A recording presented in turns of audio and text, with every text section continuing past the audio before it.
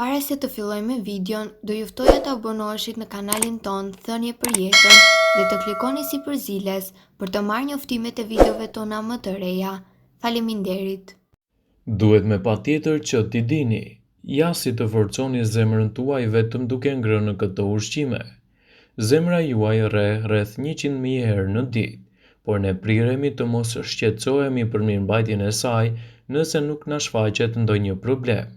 Çfarë duhet të dimë dhe si ta mbajmë pompimin e këtij organi jetik? 4 kardiologë japin këshilla detyre se si të mbajmë zemrën e shëndetshme. Ushtrimet fizike janë çelësi një shëndeti të mirë të zemrës. Nëse ushtrimet do të ishin si një pilulë, ndoshta do të ishte kura më e mirë se çdo gjë tjetër që një mjek mund t'i japë për të përmirësuar shëndetin e zemrës, citon doktor Profesor Dan Agustin, një kardiolog në Royal Unity Hospital Bath. Ai rekomandon 150 minuta në javë aktivitete mesatare intensive si ecja e shpejtë që ju merr pak frymën, citon Agustine, ose 75 minuta ushtrime me intensitet më të lartë si vrapimi ose ciklizmi. Nëse mendoni në kohët e lashta, thot Graham Stewart, drejtor mjekësor i sportit kardiologjik në Mbretërinë e Bashkuar, ne nuk kishim makina, ne ecmin kudo dhe bëmin punë manuale. Të gjitha proceset e trupit janë krijuar për të qenë aktive. Teprimi me aktivitetin fizik mund të jetë edhe paqë i rrezikshëm. Në përgjithësi nuk mund të bëni shumë ushtrime. Nëse jeni duke bërë gjëra vërtet aktive fizike intensive si ultramaratonat, ka disa prova që mund të shkaktojnë dëmtime të zemrës.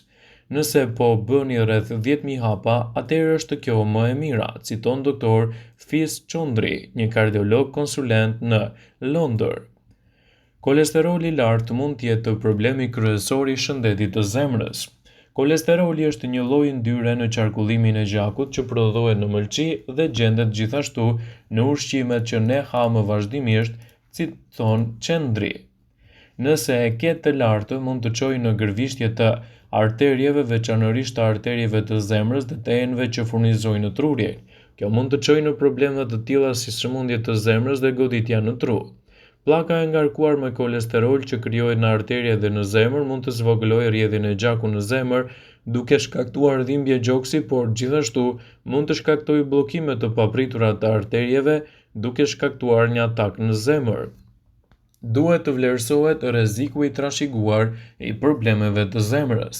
Nëse keni një antar të familjes që ka pasur sulm në zemër në moshën 60 vjeç, duhet të shkoni tek mjeku, citon Agustine. Në mënyrë të ngjashme, nëse keni një prind, vëlla ose të afërm që ka probleme me zemrën që i thuhet se është i trashëguar, atëherë duhet të kontrolloheni, citon Stewart. Është e rëndësishme të keni informacione se si të jetoni të sigurt me një gjendje të trashëguar, veçanërisht kur merr pjesë në sporte. Dieta luan një rol integral në përmirësimin e shëndetit të zemrës. Eksperti rekomandon një dietë të stilit mesdhetar. Fruta, perime, arra dhe bishtaja janë të mira për enët e gjakut dhe të mira për zemrën, citon Stewart. Ndërroni bukën e bardhë, orizin dhe makaronat me versione me drithra integrale, sepse ato kanë më shumë fibër, citon Agustine. Ato janë të mbushura me element që treten më ngadalë. Proteina është vërtet e rëndësishme sepse ndihmon trupin që të rritet dhe të riparohet. Peshku me vaj është vërtet i mirë në reduktimin e kolesterolit të keq, inflamacionit dhe uljen e presionit të gjakut. Shmangni ushqimet e pashëndetshme. Veset duhet i largoni për një shëndet të mirë të zemrës. Ndalimi i pirjes së duhanit mund të përmirësojë ndjeshëm jetëgjatësinë tuaj në vetvete, citon Tarusha Granwich, kardiologe që punon në ndërhyrjet koronare në Spitalin Royal të Cambridge-it. Gjithashtu ajo shpjegon se si personat me atak në zemër shpesh kanë një thirrje zgjimi të papritur dhe thonë, nuk do të pi më duhan, gjë që është e mrekullueshme. Ekspertja gjithashtu shmang edhe përdorimin e alkoolit të moderuar, por në këto raste është më mirë që të siguroheni në vese të reja, pa dëmtues siç janë duhani dhe alkooli. I jepini përparësi gjumin tuaj, pasi është çelësi për një organizëm dhe një zemër të shëndetshme. Ekspertët kanë dalë edhe gjithashtu në përfundimin se netët e punës që janë të ngarkuara dhe në orët e treta të ditës mund të jenë shkaktar inflamacionive dhe rezultateve të këqija kardiake. Ka shumë procese rigjenerimi që ndodhin ndërsa ne flem dhe pikpyetja për të fjetur 8 orë gjumë në ditë është e rëndësishme. Gjumi i mirë mund të arrihet përmes rutinës pozitive të gjumit, duke shmangur ekranit e celularit, TV-s ose kompjuterit dhe duke i dhënë përparësi përshtatjes para gjumit. Zemra juaj është një muskull, një motor, citon Agustine.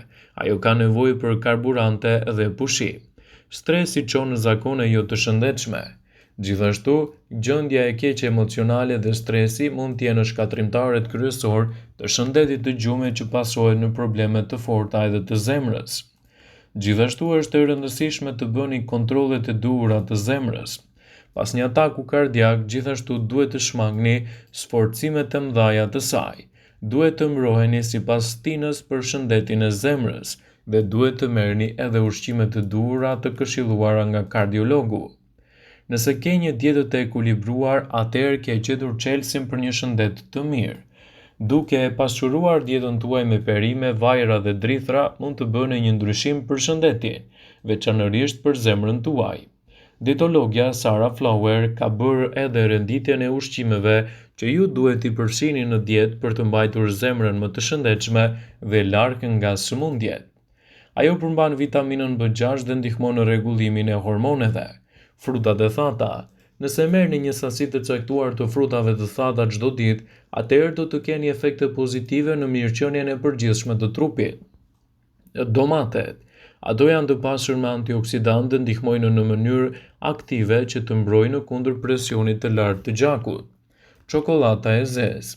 Çokolata e zezë ul presionin e gjakut dhe djeg në mënyrë efektive yndyrnat dhe rregullon kështu metabolizmin tuaj. Portokalli i shartuar me sheg gjithashtu është një zgjidhje shumë e mirë për shëndetin tuaj të zemrës. Përmban vitaminën C dhe ndihmon në balancimin e presionit të gjakut dhe ul kolesterolin.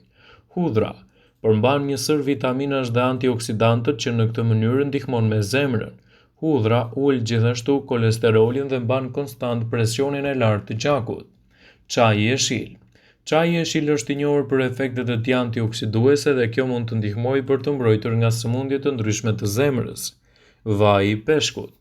Vajin e peshkut mund ta gjeni te salmoni, sardelet, të cilat janë të pasur me omega 3. Rekomandohet që ata që vuajnë nga sëmundjet e zemrës të rrisin ushqimet me përmbajtje omega 3 dhe të përmirësojnë shëndetin e zemrës. Kanella. Kanella ndihmon për të balancuar sheqerin në gjak dhe ul presionin e gjakut dhe është një zgjidhje shumë e mirë për shëndetin tuaj. Salmoni dhe peshqit si sardelet janë në superyjet e ushqimeve të shëndetshëm për zemrën.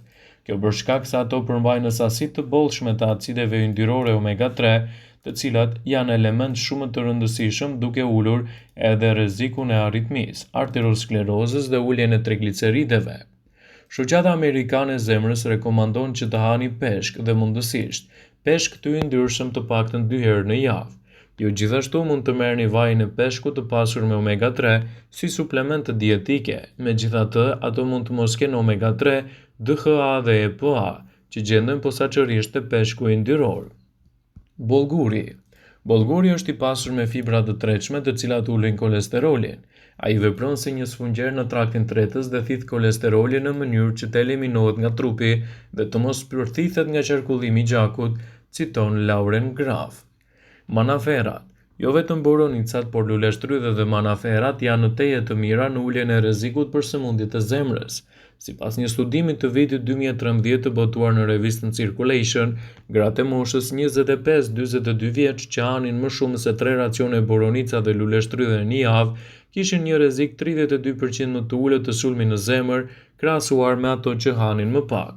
Autorët e studimit ja atribuojnë përfitimeve komponentëve të njohur si antiocianin, flavonoid, që mund të ulin presionin e gjakut dhe të zgjerojnë kështu enët tuaja të gjakut. Vëmendje. Ju bëjmë me dije se informacionet në këtë video kanë për qëllim që të plotësojnë, të mos zëvendësojnë këshillat e mjekut tuaj ose ofruesit të kujdesit tuaj shëndetësor, dhe nuk kanë për qëllim që të mbulojnë të gjitha përdorimet e mundshme, masat paraprake, ndërveprimet ose dhe efektet e tyre negative në shëndetin tuaj. Pasi ta dëgjonit këtë video, do ju ftoja t'i bënit like dhe ta shpërndanit atë në profilin tuaj në mënyrë që të informohen dhe miqtë e tu.